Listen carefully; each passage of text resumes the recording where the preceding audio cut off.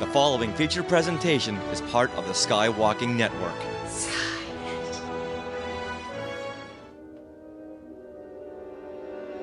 Welcome to a special episode of Star Warsologies, the podcast about science and other academic fields of study seen in Star Wars. I'm one of your hosts, James Floyd. I am a freelance writer for StarWars.com and Star Wars Insider Print Magazine. And I am your other co-host, Melissa Miller. I'm a science writer and also contribute to Star Wars Insider Magazine. So this episode, we're going to hear the audio of a panel that I organized for Star Wars Celebration Europe. It was called Making Star Wars Magic Behind the Scenes Stories. And I was really lucky to get some of the artists behind the scenes that have worked on Star Wars over so many decades. And I'm really excited for them to share the stories of their jobs and all of the cool things they've gotten to see and do with all of you. We did have a slideshow going, so I've included some of those images in the show notes, but to see all of them, check out this panel on our YouTube page. Let's dive right in. My name is Melissa Miller. I'm a science writer. I write articles for Star Wars Insider Magazine that maybe some of you have read, and that's how I've met most of the people on this panel. I talked to Jake about porgs and Brian about BB-8 language and things like that. So I also run the Star Warsologies podcast where we talk about science in Star Wars. I'm going to go ahead and have my panelists introduce themselves. You just tell us a brief introduction to your work on Star Wars and your job title, maybe what that means, and what we end up seeing of your work on screen. My name is Fon Davis. I used to work for the Industrial Light and Magic Practical Division in the model shop. I worked on the Star Wars Special Editions, the prequels, and then outside of ILM, I worked on the Mandalorian series, as well as a lot of non-movie related Star Wars things. When I was there, I was basically in charge of, I was a lead model maker, so what that meant is we got to participate with the art department and work with them on what designs would look like in physical form versus the concept art. We would create the orthographics and the CAD designs and things like that, and then we would make them physically, and then I would take them from fabrication all the way out into stage. Cool. My name's Jake Lunt Davies. I was creature concept designer with Neil Scanlon's creature department on all the sequels and the spin-offs like Rogue One and Solo, and I did a bit on Andor too. And my job is concept designing creatures. So I'd come up with just hundreds of designs for aliens and droids. I designed BB-8, I designed the Porgs, B2, who's in Andor. I did Ray's Speeder, which isn't a creature or a droid, but that was a little bonus. And we work with Neil in the workshop. We've sort of come up with the designs, but then we stay with the whole process of art directing it all the way through, working with all the fabricators and the sculptors and the animatronics guys to get to the end result. And it still kind of looks like what we started with. I'm Brian Herring. I'm a puppeteer and performer. Within Star Wars, I'm principally known for being one of the performers of BB-8, as well as the Porgs and a lot of the other characters. And I started on Star Wars with Neil quite early on in pre-production, and I was there as the puppetry consultant. So working with people like Jake, we would work out how to sort of bend people into funny shapes and put them into suits and how not to hurt them on the way, and just come up with ideas of different sort of creatures. And then I would sort of go and work with the art department, the set department, on how we can hide people within the set. And I would work with Paul Casey, who was one of the movement choreographers, as to how we could make some of the creatures work. And that carried on, and I then carried on performing within the new movies. My name's Lee Towersey. I'm classed as a model maker for the creatures department. I started in the industry about 10 years ago. My first ever job was building R2-D2 for the Force Awakens, and I've been fortunate enough to build droids for 10 years for Neil Scanlon in Creatures for all the Star Wars productions in the UK, and I've built many droids, and I'm fortunate enough to carry that on to be on set and be a droid puppeteer as well.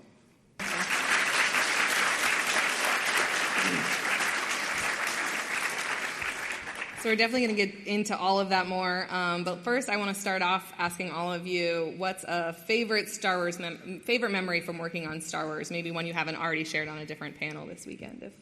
And we'll start on the other end there. We'll start with you again. Yeah, this changes every time, really. Just what pops into my mind. I can't say I've got a favourite, but many memorable moments, of course, working on Star Wars. But having Brian next to me, I've got to tell the story of my first ever day on set. And as a baptism of fire. One of the droids that I built before R2 for the Force Awakens was a mouse droid. Very simple, very basic. I think it was my boss Neil just making sure I can actually make something.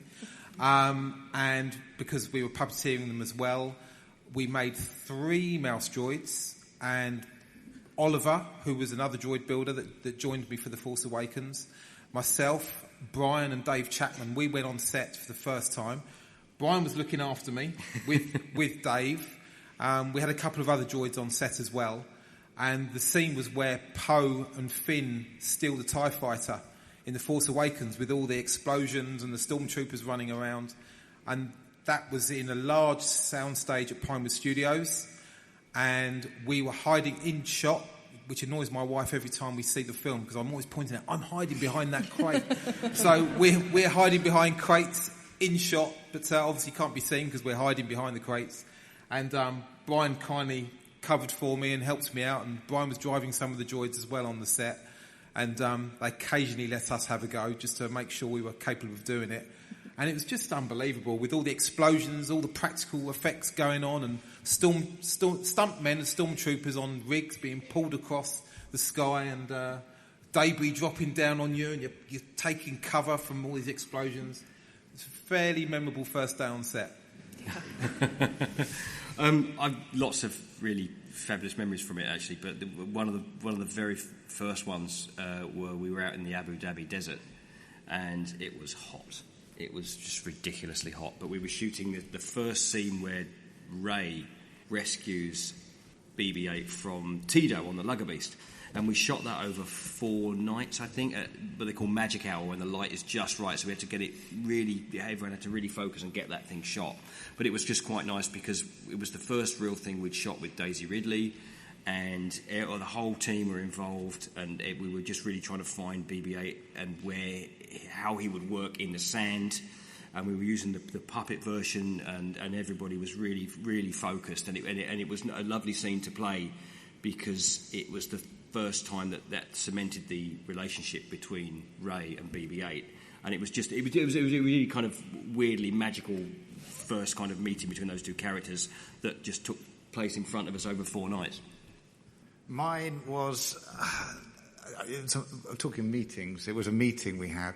Normally we were working all the way through. Whilst they were shooting, we were still designing stuff for later down the line.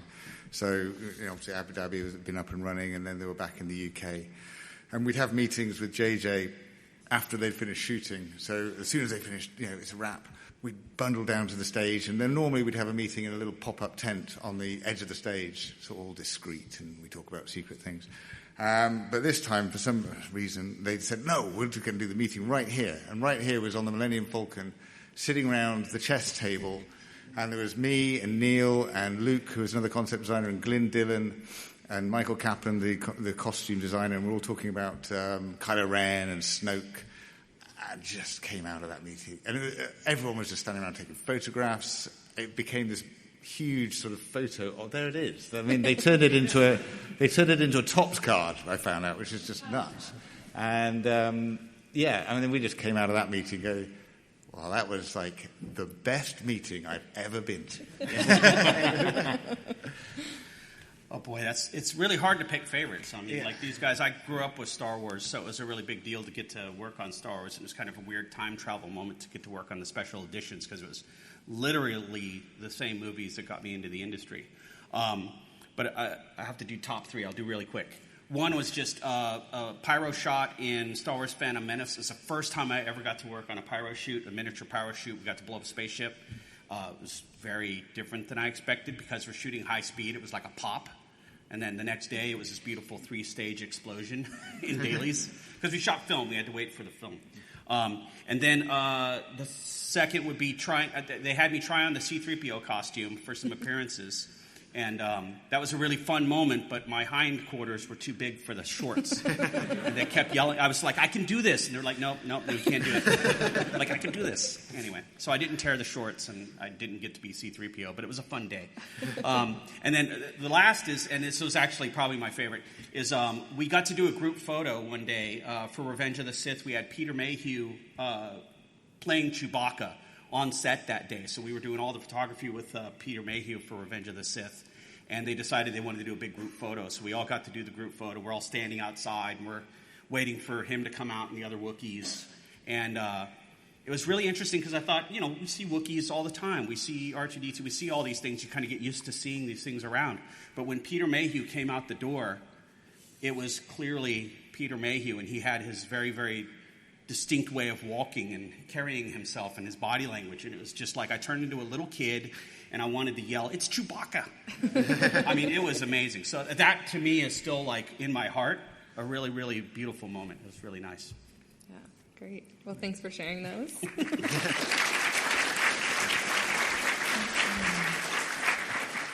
All right, Jake, first question's for you. You mentioned in your intro that you design everything from critters, Everything. Droids, race speeder, which I don't know if you saw. There's the prop downstairs. Yeah. I've taken lots of photos of that. Yeah, it's great. So where do you get your inspiration? Where do you get your ideas from? Let's specifically talk about creatures first, animals or alien species. I get inspiration from everything. I mean, it's about looking around you and just sort of soaking in everything. There's always a relatability to Star Wars, not just aliens, but design as well, where you can see, unconsciously, I suppose, there's just things in there which you recognize, and they're terrestrial. A lot of the design elements just are, in prop making, you use stuff, and it becomes real, and you buy it, basically. You just accept it's real. And so similarly, I might look at all sorts of real-world things. I mean, now on the screen, you're looking at the Rathtar, which was based on, I think it's some kind of flu virus, basically. Again, I was going for a very simple shape as well. And a dog's toy was the inspiration for that. But I'll look at other things. I remember, like, Margot, who was the sort of maitre d' or on Solo's ship with Dryden Voss. Oh, yeah. She was influenced by a lump of flint. I used to grow up in the West Country, and there was like chalk and flint around, and her whole head. I don't think you've got a photo of it. Oh, yes, you have. I mean, there's that big lump of white nothingness is actually a big lump of flint, which is in the West Country where I grew up, is everywhere. And that was just an influence. It just popped into my head. I thought, I'll just try making some, giving that look to her head, really. I mean, it did get translated. Again, there's a bit of art there by Henry Moore, which is in the Tate, Britain. And there are elements of that, which I love those sort of, the way it's engraved into it. So there's elements of that. So it's a combination of these real-world things just kind of merged together. That's an example. But everything, fruit and veg, you name it, I'll design an alien about it. Well, and you share a lot of really great early sketches on your Instagram page, including some of these ones where you're showing how it's practically done. Do you consider that when you're designing something, how the person's going to go in there, and do you think these people hate you when they see your design? I don't know. I have a love. I think we joke about it a lot. I'm sure some of them might hate me. I hope they don't. That one we did make, the one that's on the right hand side, the guy with the watermelons. We took that to Jordan. I don't think he's in the cut. You can see him in one of the behind-the-scenes things.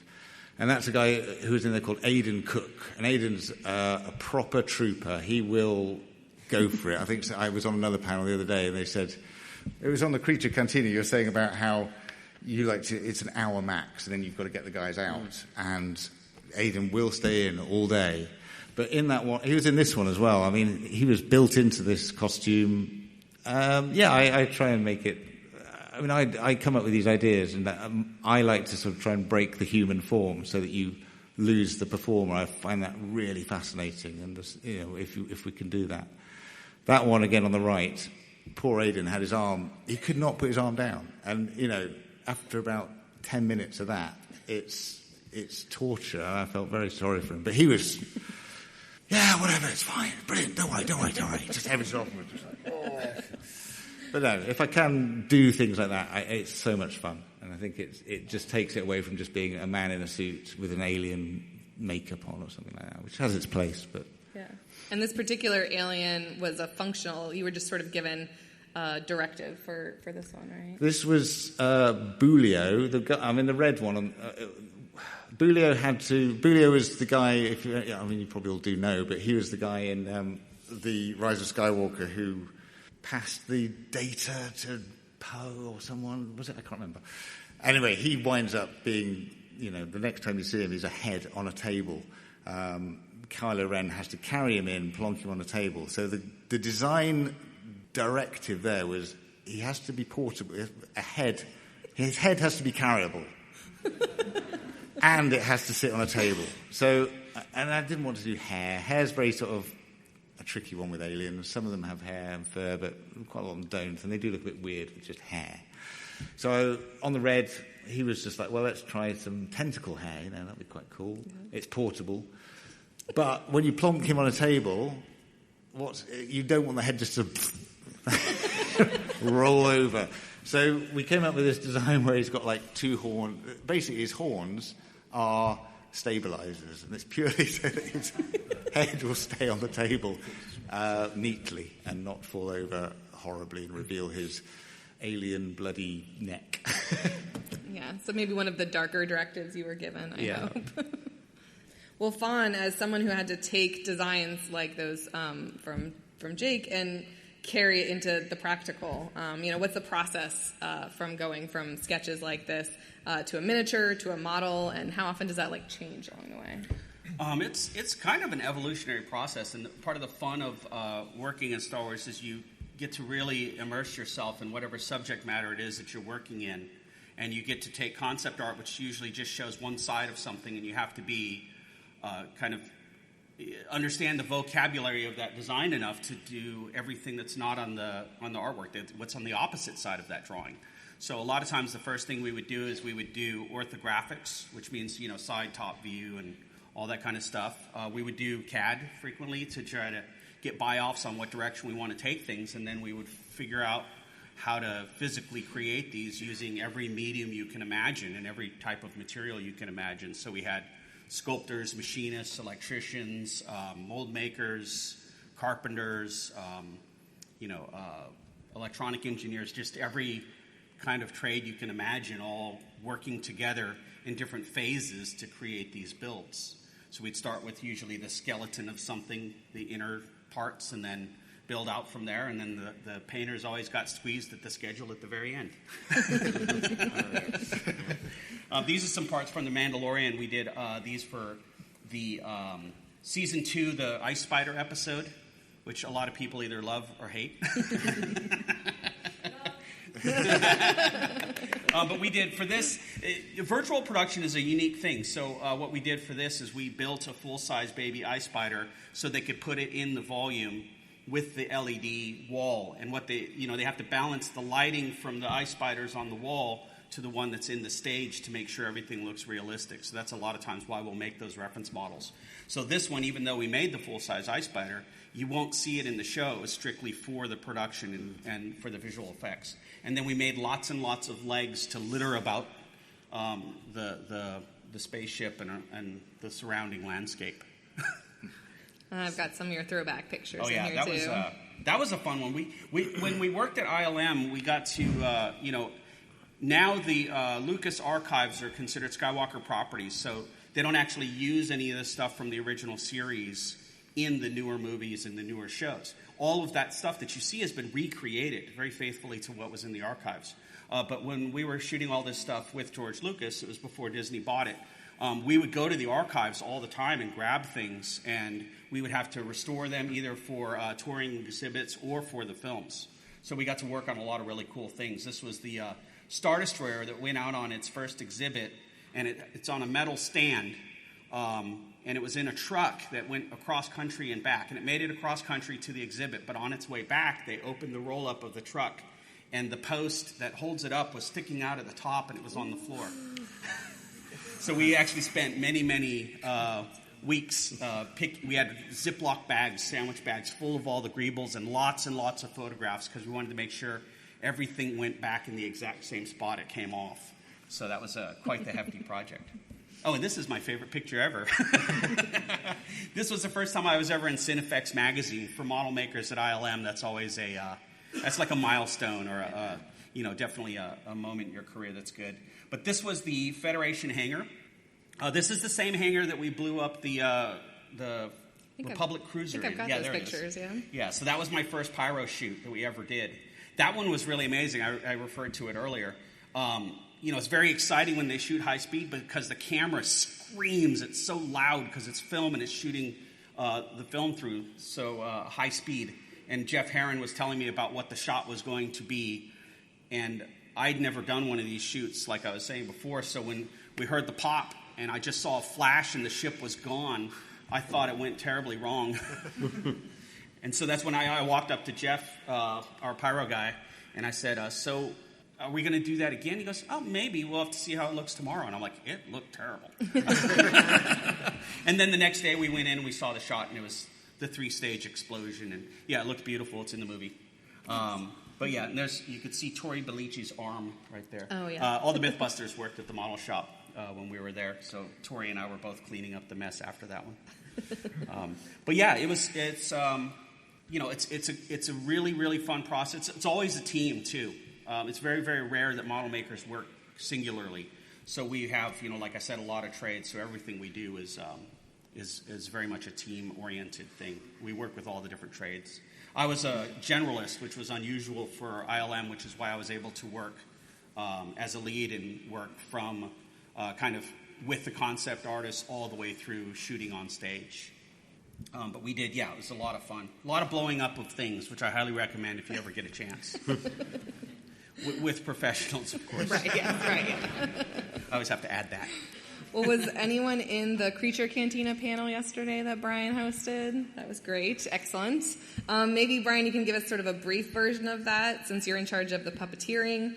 What are some of the challenges that you face with the different types of droids and creatures? Well, from a performance point of view, as we discussed in the panel yesterday, a lot of the time when you get into these, we got the porgs there. We'll start with the porgs. I always put porgs in. Well, the porgs were an interesting thing because Jake had to come up with something to cover up the puffins. That's correct, isn't it? Mm-hmm. Yeah, it was to sort of justify the existence of the puffins, which we couldn't remove from the shots because they're protected by UNESCO. Yeah. So how many different designs for the porgs would you have done? We didn't. That was cracked out quite quickly. Okay. But, yeah. Okay. It was a few days worth of work. Right. So then these little puppets were produced there, and the internals were built by the gentleman at the back there, Sam Nicholson, and he mech them all. And then there's a silicon body that goes over the top of those, and then each feather is individually punched onto those porgs. So there are an entire team of people just punching in feathers to the porgs. So we couldn't really ever rehearse with them when they were feathered. They would wrap them in cling film, and that was the kind of, we had to be very, very careful with them. But we were given some to play with without any feathers in, and so we would work out what their kind of vocabulary of movement would be. And they had lovely little sprung legs. So if you pushed the body down, the legs would disappear. So you could make them hop, and it looked as though they were just, the knees were bending, but they weren't. And they had little flappy feet, so if you pulled them up high enough, they just looked like they had a little jump. So there were 2 puppeteers per porg. And you can see you've got myself and Dave Chapman on the right-hand side of that photograph, and then Colin Purvis and Damien Farrell on the other puppet. And we originally were behind them, so you would hop them around, and that was it was nice and easy, and we would just be removed afterwards. But just before we went out to Skellig, we didn't actually shoot them on Skellig. We were in the Dingle Peninsula. That was you could see Skellig, Michael, from where we shot this. They were going to put us on a cliff, and they said, "Yeah, there's a big drop behind these, so we want you to operate them from the side." So everything we'd rehearsed going forwards, we then had to rehearse on much longer rods out here. And that made things far more difficult, especially for Dave and Damien, because if you have 2 rods and they're quite close to something and you flap the wings, you can regulate the movement and you can make them all the same. But if you're now over here and you're trying to make something flap like this, you've got to overcompensate on the right wing because that's the furthest one from you. So you have to kind of really make those movements correct. So I think Dave had to overcompensate with the right one as opposed to the left one. And then, so they took us out there and they harnessed us up, so we didn't fall down, didn't fall off. And there was one point as well where they actually had to go out onto kind of an outcrop. It was the nest. The porg in the nest. And it was like hundreds of feet up with very, very jagged rocks at the bottom. And I didn't have to go out there, so I was quite pleased about that. And again, that is... It's a dangerous job. Yeah, the porgs as well are a real example of the marriage between CGI and practical effects, because not only are the ILM guys taking all of the puppeteers out, they are also doing digital takeover with those porgs. So when they're stamping on the lightsaber, they're practical puppets with some CG involved. And then when they take off, they go completely CG, because we can't really make that work, because gravity and puppets not really good friends. There's a couple of shots there from Solo. The dogs, is it not Dryden? It's what was the name of the character? The Proxima. Yeah, Proxima's henchmen had these two dogs, and they were done in a variety of ways.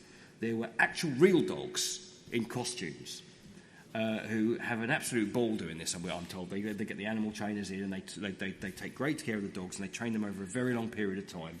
And they haven't got full faces. They can see out, they can breathe, the dogs are perfectly happy. And they know that when the slate goes on and someone shouts action, they let those dogs go, and those dogs just run, because they know there's a treat at the end of it. And they have a great time. And then ILM come in and CG the heads on. There are also some versions which were remote control ones that were in the speeders. So during the chase, there are two that are just they're on a kind of a cycle, so they're always moving around. And then there were these versions, which you see myself and Colin there. I think there were a couple of other puppeteers got involved in that at one point as well.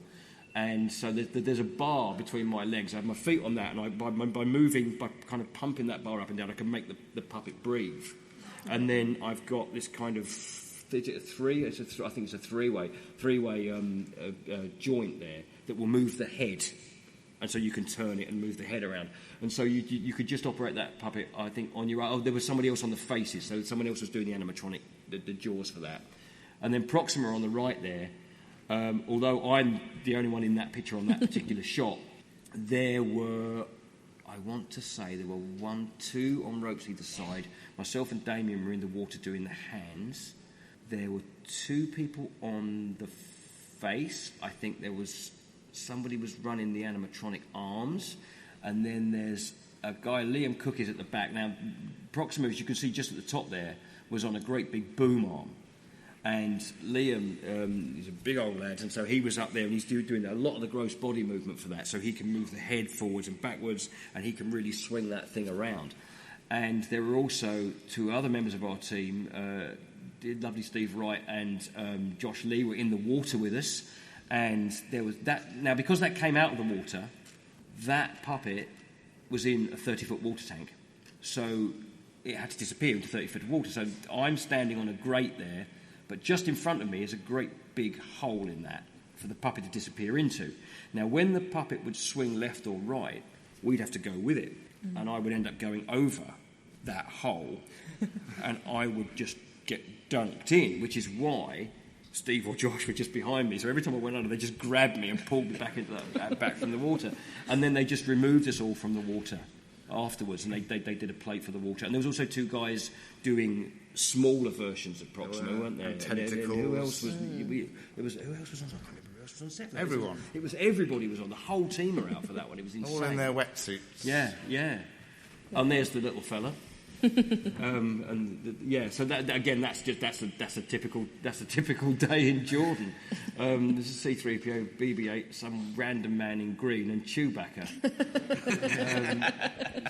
So again, the deserts were, we had fun in the desert. There are lots of different versions of BB-8. There's some remote control ones with wheels on the back that Matt Denton would drive, and Dave would run the head for, and we would put carpet down under the desert, under the sand for that, because the wheels weren't happy in the sand so much.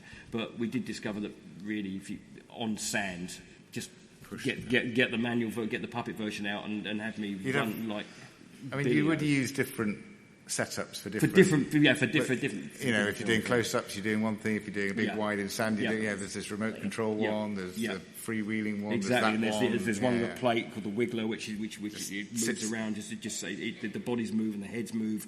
And we had a version that just went up and down inside the X-wing, and a bowling ball version we just used to throw about. And I think then they built a stunt version for the Last Jedi, for when BB-8 is ejected from the he gets thrown out the casino, and that was a whole different version as well that would sort of bounce. I can't remember. It would take a bit of a knock, wouldn't it? It was sort of a bouncing ball thing. So there were lots and lots of different versions, and say myself and Dave and Matt.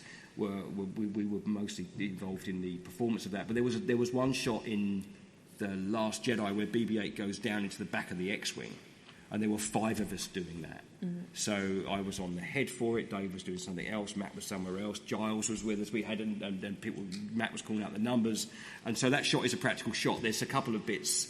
There's when he starts plugging up the holes in the X-wing. That's digital, but that whole thing was made as a practical rig, and that was a lot of fun.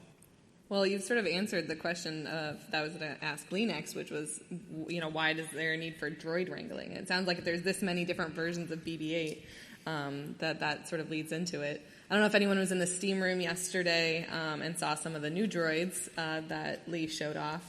But why don't you tell us a little bit about your job and if you have a favorite droid to work with? Yeah, so I've got to say it's R2-D2, I guess. He got me the job after all.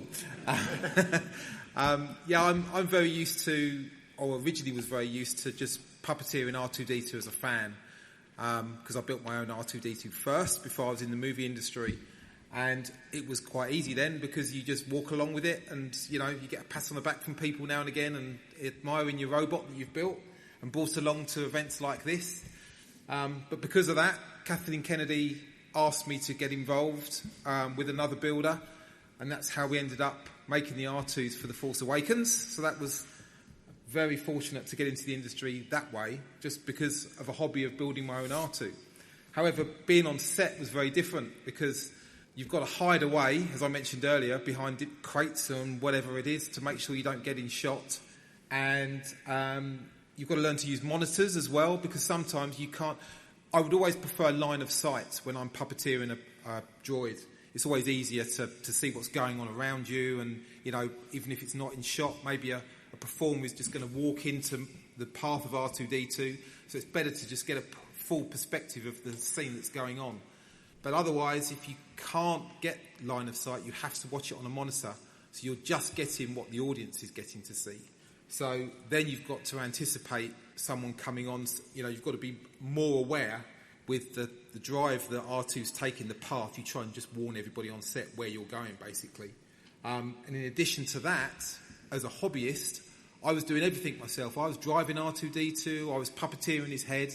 I would just do it all myself and triggering the sounds. Fortunately, on set, we don't use the sounds. That all goes post-production. Brian does bleep away as BB-8 sometimes because he has got to communicate with some of the cast members, which they tried to rope me into doing once, which I didn't feel very comfortable doing. But I have found since working in the industry, it is better to have at least 2 puppeteers, so you've got someone to help you and get the eye lines right on the head. While I'm busy driving, then you have someone doing the eye line. Right. So that's the difference for me, and something I've had to learn as I've been performing in front of the camera. And you drove a new droid yesterday, right, for the first time? Oh, we can't talk about that, Sorry. we had some droids. We brought some droids into the steam room yesterday. There was 3 of us, 3 model makers came and did a steam talk, and we had some droids in the room. And we're not allowed to mention. Lucasfilm kindly let us bring them along, but there was no photos, no video, and they've since gone away. And I meant the celebration stage one. Sorry, celebration stage one. Yeah. Yes. Dropping myself in it there. You're fired. I should have just said Chopper. Yeah, you got to drive Chopper, right? So I did the Ahsoka panel, and I was fortunate enough to drive Chopper on stage for that, which was a pleasure. That was built by Josh Roth in the US, and that was flown over here just for the Ahsoka panel. And he kindly gave me the opportunity to drive for that panel. But then just as the first character came out, sorry, I forgot her name, she said, I want to dance with Chopper. I was like, I've never done this before. I can drive a droid, but how does Chopper dance? So I gave it my best shot. I think I got away with it. So, definitely pulled it off. Yeah, that was fun. Thank you. Well, Brian, Lee mentioned this a little bit about the beeping around on set. So there's not droid language or droid noises played on set, but you still helped out the actors while you were there. Yeah, I think the original intention, I was speaking to Matthew Wood about this yesterday, that JJ kind of wanted to try and have actual sounds on set, but it became quite obvious early on that wasn't going to be logistically possible. So I would just beep at Daisy.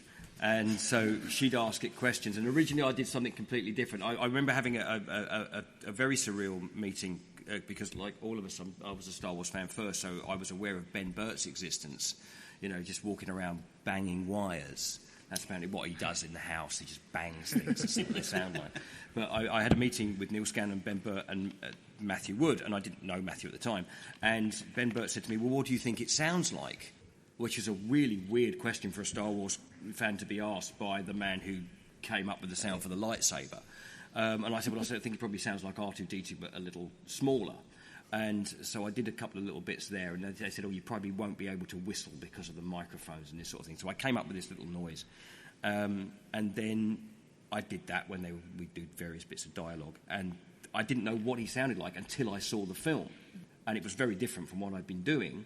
But then from there, I copied that afterwards. So Daisy would, ask questions, or John, whoever, and I'd do and do all that stuff, and just be you do angry versions of that, or sad versions of that, and that kind of thing. So it helped emote the droid, and it helps them to act against the droid. And when we first met Daisy, she'd said to me, "Will you do noises on set?" Because Anthony Daniels, when he worked with R2-D2 right the way through the original trilogy, R2 didn't make any noise, so he would have to time his own dialogue out.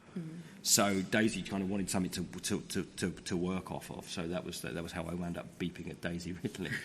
So that means you are in pretty good company, that you've been the one to say, "I have a bad feeling about this." He did say that. Yeah, that was his line at the beginning of the Last Jedi, which, because a lot of people say, "Oh, it's not in the movie," but it actually was. It definitely was. Is. Yeah, cool.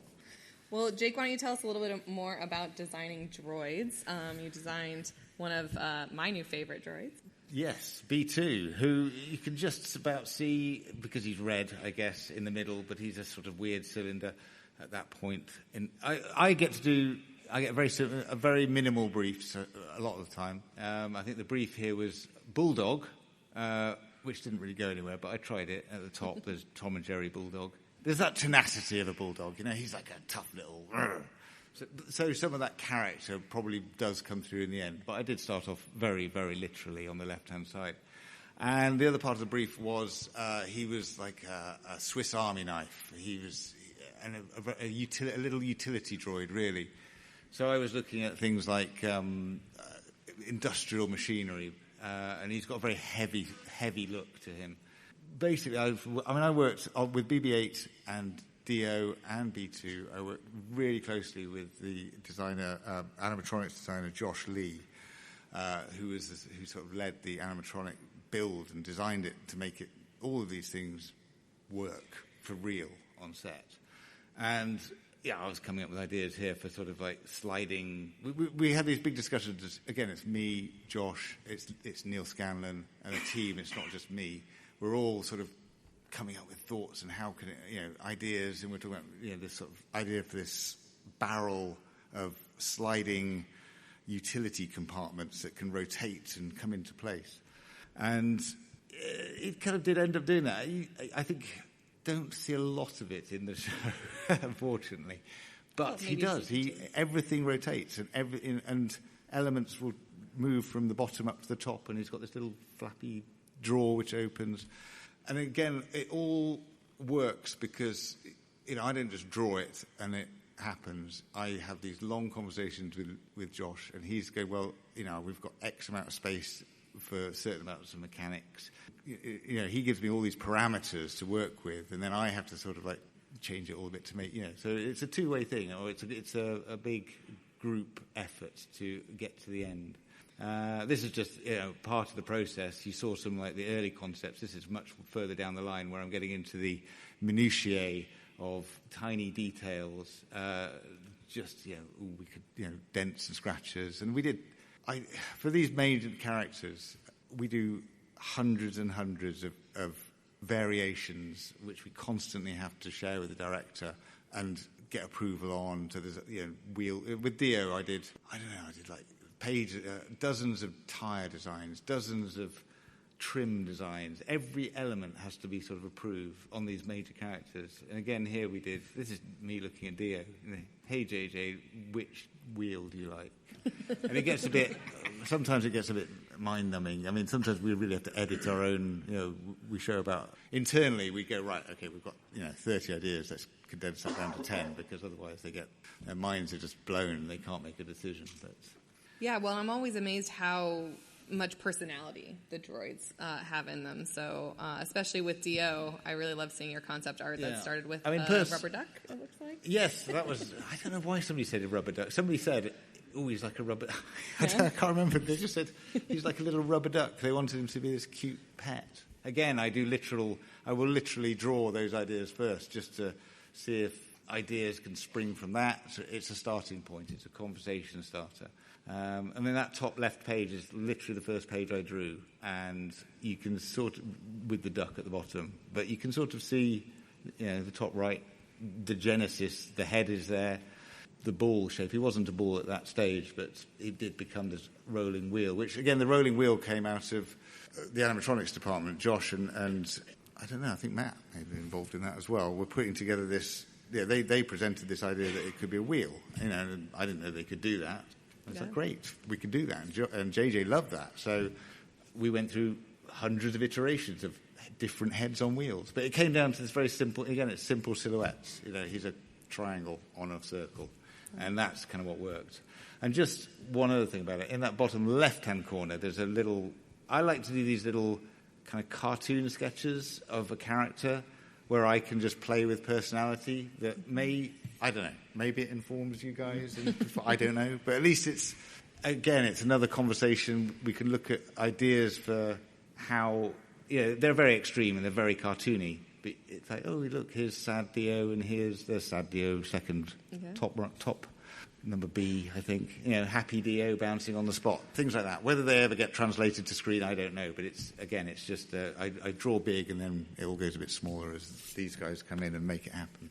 So is there less work to the process when you're designing droids that are only on screen for a couple seconds here and there? Yeah. There's always this hierarchy. We get the luxury of doing background droids or background creatures where it's just we present a whole lot of ideas.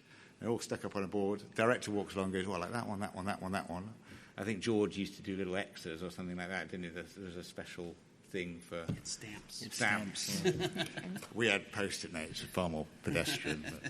And Doug Chang is big on Post-it notes. Okay. Yeah. So we'd have little tiny pink little notes stuck to it, and then it would go from like 100 ideas to the top 20, and then Neil would do some maths and go, right, you can afford 15 or 20, 10.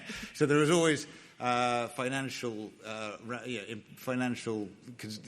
considerations to be made as to the affordability of all these creatures, and you'd end up getting to this point where you get the top 10 background aliens. But quite often, they just looked at it and that's cool, and it was left to us to just make it, and they didn't have to go through the same lengthy approvals that the hero characters might have. Did this one ever actually end up on that screen? was for Canto Bite. Again, it was just one of many, many ideas that I would throw out there as Aidan Cook tortured you. That was Aidan Cook. That would have been Aidan Cook, who was, as I say, a stalwart and would have been back-breaking. But it was this, how can I hide the performer? So you think, how is that done? That's what I want people to look at. Right. No, one day... maybe it'll crop up. The thing is now people just assume it's CGI, don't they? There's a lot of that. They see crazy things go through and just don't think there's a practical thing. I like looking at sort of, like magicians do all sorts of like hiding people when they saw people in half. They're always sort of hidden somewhere in there. There's a couple of other protocol that was me. droid. Again, I'd love to see some alien protocol droids, but I'll pitch away. Well, Lee, is there a difference in your process, or do you have a preference working with the legacy characters like R2-D2 versus all of the new droids that have been created for Andor, Solo, Rogue One, and all of those? Well, yeah, certainly with the newer droids, we've got a freer range with the creation of the droid, because with the legacy stuff, you fans are pretty, you like us to be very accurate as possible, and I can't afford to screw that up. We want to do the best we can for the fans, and with R2 it had to be spot on, and fortunately I had good information that I could use to get R2 right. As Fon mentioned earlier on, though, a lot of the legacy stuff now is at Skywalker Ranch, isn't it? That's where it's kept now, isn't it? I think the legacy stuff. The legacy stuff, yeah, it's all Skywalker Ranch. So, and because we're here in the UK, it's not the easiest stuff to go and have a look at. So we do have to sometimes go to the information that the fans have and use that information to replicate any legacy character. But then with the new items, they're new items, so we've got fairly free range. But we do try and honour the designers, what Jake asked for, we try and get as close as possible. And we do consult Jake and the other, concept guys, how we're doing, and as the build goes on, we try and just mock it up just very loosely, maybe just make a cardboard version, and then they can guide us on how they would like it to look, because they're the creatives after all, and we're the builders. So we like to keep as accurate as we can to the design that they start with. Okay. Well, I want to make sure we leave a little time for audience questions, but Fon, why don't you just tell us a little bit about the differences from working at ILM, back in the 90s versus now when you work on projects just as a contractor? Yeah, it's pretty different. When we were at Industrial Light and Magic, we had the art department was in the same kind of complex, and the model shop was all on the same, we call it a campus, because it was a whole bunch of buildings all clustered together. And so it was very collaborative. We got to, you could walk over to the art department, see what they were working on. Obviously, it was very easy to get questions answered and things like that. These days, it's very dispersed. It's global, right? So there's departments all over the world doing different parts of these projects, and it's not as centralized, And now I operate as a vendor, so I have my own studio in Los Angeles, and so I'm actually operating completely outside of Lucasfilm and Industrial Light and Magic. So I don't see any of my old friends that I used to work with unless I go to, I go see Doug Chang at one of the studios when he's traveling about. Everyone is kind of all over the place, so it's very different in that way. And then, of course, we did a lot of in-camera stuff, especially in the special edition days and the prequels. It was the same kind of thing, though. Everyone thought it was all CG, but we actually did more miniatures for each of the prequels than all three of the original movies combined. We did a lot of miniatures. We shot a lot of the stuff outside in the sunlight, so it would look natural and real. A lot of practical, fun stuff, and just weird tricks that we could use for that. And it didn't just go straight to CG. Like one of those little tidbits is we used salt to create waterfalls for Theed City. We also used Q-tips for the crowd in Mos Eisley space, or the Mos Espa spaces, the pod races, because there's 1 million spectators. So we dipped 1 million Q-tips in paint and put them in these little racks so that they would kind of just move around a little. Well, there's a funny side story on that. we set it up with the fan and we tested it, and they kind of moved around on camera the way they should. When we went outside to shoot it, we shot it with a motion control camera that kind of moves slow to get all these beautiful sweeping shots. But the end result of that is if we put a fan on the audience, it looked like they were all in a mosh pit. And so we ended up just taking away the fans, and we shot it with just the natural air outside was enough to get people to shuffle around in the bleachers the way they should. But now we shoot things, a lot of the stuff we're doing is for the performance capture, like in the Mandalorian specifically. We do a lot for the volume. So as I was saying before, we'll make reference models that don't end up being in the show, but they are created with as much attention to detail as possible, because that becomes like the vocabulary for the CG artist to know what that particular creature or robot looks like in the scene. So it's evolved quite a bit, The switch over from shooting film to shooting digital on Attack of the Clones really changed a lot of things. The pipeline that we use now is very integrated with the computer graphics department. That didn't really happen that much until Attack of the Clones. Before Attack of the Clones, we would get a VHS from the art department with the animatics on it. And then on Attack of the Clones, we got computers in the model shop, and we got Maya files, and we started working very, very closely with all the teams, and they started translating camera moves from the animatics to the computer-controlled cameras. So the workflow was all kind of primed and ready for that technology, but we had never worked together in the different departments, so that was a big shift in that time. But I've seen a lot through the years. It's been like 3.5 decades now. So we've got time for a few audience questions. There's a microphone up here, or I can hear you probably. So, yeah, go ahead. What is the scene or the beat that you're most proud of that made it to the movies? The scene that I'm most proud of that made it to the movie. I'm very, very pleased with how the BB-8 thumbs up scene came out. Yes. Because that was the puppet. After the ILM guys got stuck in, I'm standing 3 feet behind that all the way through that scene. It's all done with the puppet. We had to get the ball in the right orientation because the little lighter, that's digital. That was added afterwards, and so that whole panel was replaced by ILM. But it's just nice because BB-8 looking backwards and forwards, and Davis got I've got the pitch and the roll on the head, and Dave turns the head left and right, so we have to work together as a team to make sure that's working properly. And so to hit those eye lines, I'm moving it slightly, Dave's turning, and he did some great work. So Dave's like bang, bang, bang, bang, as he's looking backwards and forwards between the two. And I think that came out really, really well. That's my favourite. Yeah. Does anyone else have one? Yeah, personally, my favourite was when R2 is trying to get Luke Skywalker off the island, and Luke was on the Falcon, and R2 rolls across the area where he's sitting at the chest, just by the chess table, and he plays the projection of Princess Leia, and we shot that before we lost Carrie, I think, and then when the film came out, we had lost Carrie. She sadly passed away, and so we were always doing that. It was like an homage to Carrie Fisher and to Princess Leia that they dropped into the film, but they were always going to use that. And when we shot it, and even when Carrie was alive, I thought this is quite a special moment that we're shooting this scene, and just like an old reference back to New Hope. And I was laying at Mark Hamill's feet at the time while I shot that scene. We had Jimmy V inside R2-D2 in a 2-legged version, because we still use a small person inside R2-D2, but he's in 2 legs. So I drove him in 3-legged version.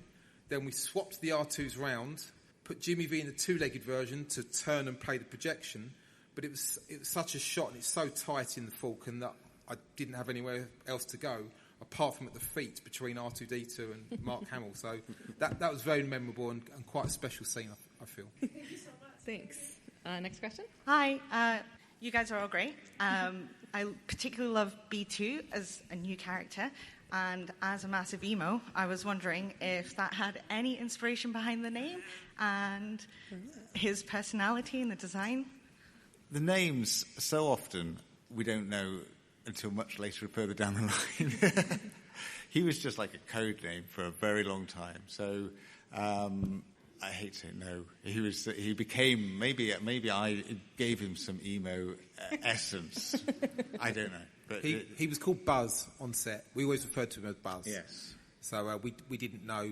I don't know when we did find out, but we try and name the stuff ourselves sometimes. With a lot of nicknames for a lot of creatures. Yeah, we have a lot of nicknames and code names on set. What was BB-8? What was Snow Girl? Snow Girl, Snow Globe at one point. Yeah.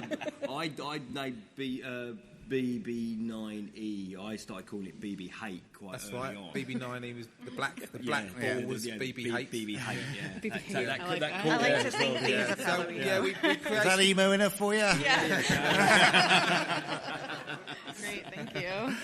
All right, next question. Hi. I was wondering if you wouldn't mind sharing a bit of how you got into your roles. What, the job in particular, that particular job, or our careers? basically how you got to where you are now. Yeah, maybe. Career-wise and that. Yeah, if someone wants to sort of. I can do this lead the really, next really generation. fast. I was trained as an actor, and then I lied at an audition for a show called Spitting Image in about 19... There you go, lie. It was a while ago, so it was about 1992, and then I'd said I'd done puppets. I hadn't, and they took me on. I went to an audition, and they took me on as a trainee. And then I did a load of stuff. I worked with the Jim Henson Company for years, and I did stuff for the BBC and things like that. And then I did a film called Prometheus with Neil Scanlon. And after making that, I phoned Neil up one day, and I was bemoaning the state of the industry, and I hadn't been working a lot. And I said, and now I've got to find out who's got the new Star Wars film and kick his door in. And Neil said, don't do that. I like the door where it is.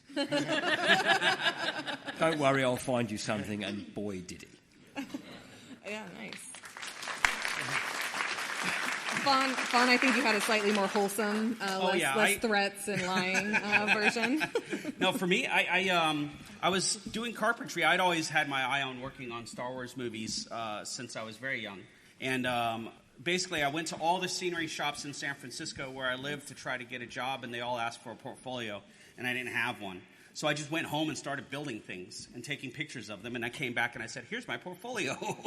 And then one studio, it was called Technique, it was a scenery shop, gave me an opportunity because I was doing carpentry and I did scenery for them. They were right down the street from Colossal Pictures, which did full production, and they had a model shop, so I had my sights set on them, got to work for them. And this is just, slowly working my way towards ILM. I didn't know ILM was in the Bay Area at this time, and I started working at the model shop at Colossal Pictures and got hired on, and that's when I found out there was an ILM model shop, and I applied, and I got my rejection letter, which I still have, because it's funny now. And then what happened is I ended up working on a movie called Nightmare Before Christmas because we did a lot of stop motion at Colossal Pictures. Henry Selick was a director there. He directed Nightmare because he was friends with Tim Burton. This is how the industry works, by the way. It's just all different connections, And so he hired me on to work on Nightmare Before Christmas. And when I worked there, I met dozens of people who worked at Industrial Light and Magic who were slumming it with us at this little stop motion studio on a tiny movie that later became big. And then when I did apply for my job at ILM, then I knew people there. And it was actually a really funny moment because I showed my portfolio, and I'm trying to show my portfolio, and people kept popping their heads in the office and going, hey, Fon, how's it going? This guy's cool. And then I never actually got to show my portfolio, which I'd worked very hard to put together, to the supervisor at the model shop. After about 5 people, he just shut the book and said, can you start tomorrow? So that was my path. It was a long, weavy kind of thing. But, it does point out how important it is to make friends and connections. Yep. Yeah. And, I don't call it networking, but I do say you should meet friends and try to work with your friends, and that'll take you places. I mean, I don't want to... Mine's... Again, it's a long-winded thing, and I'll try and keep it really short. But it's the same vein. I started as a runner on a kids' TV show in the mid-90s, and that's just... I made cups of tea and coffee. I didn't really know what I wanted to do, and I thought, wow, film industry or TV or whatever. And I ended up working my way. I left that show and I got into art departments, and I worked in TV commercials doing set design, and I was an art director. And then years after I'd left being a runner, the same company phoned me up and said, "Oh, could you possibly design some kids TV characters, these fun little kids characters for a TV show?" And I said, "Yeah, it'd be cool." And they had got hold of Neil somehow to do these puppets, and I met Neil. This show never went anywhere beyond a pilot, but then I was suddenly getting employment by Neil, and again, I worked with Neil on and off for about 4 or 5 years. Then our paths parted ways. I went off. I was going to become a director for commercials, and I was on the cusp. I'd done a few, and I hadn't spoken to Neil for about 5 years, and he phoned me up out of the blue and just went, "Hey, Jake, it's Neil." And I said, "Okay." He goes, "Guess what? What? I've got Star Wars. I want you to come on." It's like, what? So as Fon was saying, it's not about consciously making these networks, but it's about valuing the people that you work for, but also the people you're working with at any given time. Because I've known people that started off as runners and they've become directors. Your peers are going off, and they're all going off to work with different people. And if you're good and they like you and you're a good person to work with, and you're not a jerk. Exactly. I was trying to find a nice word, because some people are kind of jerks. If you're not a jerk, then people will remember you and think, I like that guy. And years could go by, and things like that can happen. It's astonishing. Shall I quickly answer? I basically built my own R2-D2 as a hobby, and Kathleen Kennedy was approached at Star Wars Celebration in Ghent in 2013 by the R2 builders, and we said, if you want R2's building for the new Star Wars movies, maybe you should come and ask us, we'll happily help you. 3 months later, myself and Oliver Steeples were at Pinewood Studios. We were being consulted about building R2-D2s for The Force Awakens. It turned out to be a job interview, and we left being offered a job to make the R2-D2s for The Force Awakens. Thanks. So just follow your dreams, and, I always say it's important to... It's easy for me to say that sitting here, but, try and find a job that you enjoy, because you're a long time working, and when opportunities come your way, just take them, because never wonder what could have happened. If you don't like it, you could always not do it, but take the opportunities when they come your way. You never know what it might lead to. Yeah. Well, we're out of time. Thank you so much, Fon, Jake, Brian, and Lee for your insights. And that wraps up this special Star Wars Celebration Europe episode of Star Warsologies. We want to thank all of our panelists for being with us in London and our audience there, as well as all of you for listening.